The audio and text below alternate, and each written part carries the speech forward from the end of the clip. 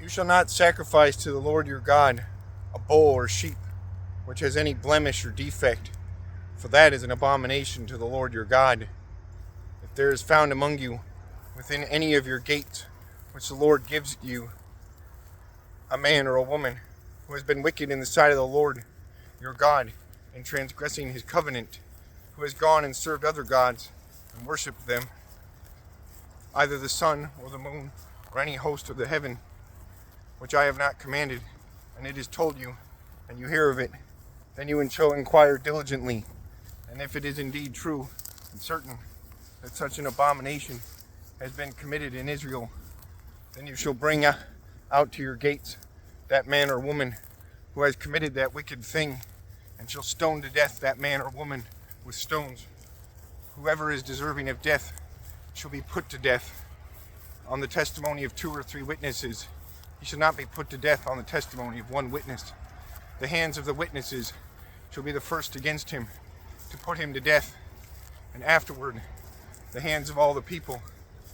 So you shall put away the evil from among you. If a matter arises which is too hard for you to judge between degrees of guilt for bloodshed, between one judgment or another, or between one punishment or another, matters of controversy within your gates, then you shall arise and go up to the place which the Lord your God chooses. You shall come to the priest, the Levites, and to the judge there in those days, and inquire of them. They shall pronounce upon you the sentence of judgment. You shall do according to the sentence which they pronounce upon you in that place which the Lord chooses. And you shall be careful to do according to all that they order you, according to the sentence of the law in which they instruct you, according to the judgment which they tell you. You shall do. You shall not turn aside to the right hand or to the left from the sentence which they pronounce upon you. Now the man who acts presumptuously and will not heed the priest who stands to minister before the Lord your God, or the judge, that man shall die. So you shall put away the evil from Israel, and all the people shall hear and fear, and no longer act presumptuously. When you come to the land which the Lord your God is giving you,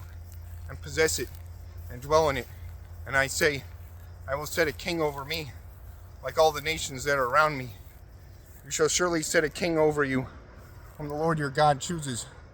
One from among your brethren you shall set as king over you. You may not set a foreigner over you, who is not your brother, but he shall not multiply horses for himself, nor cause the people of Egypt to multiply horses, for the Lord has said to you, you shall not return to that way again, neither shall he multiply wives for himself, lest his heart turn away, nor shall he greatly multiply silver and gold for himself.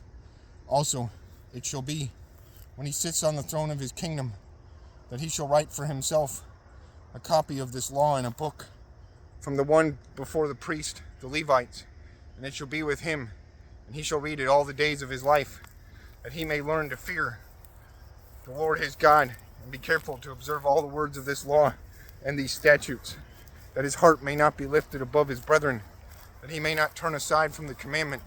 to the right hand or to the left, and that he may prolong his days in the kingdom, he and his children, in the midst of Israel.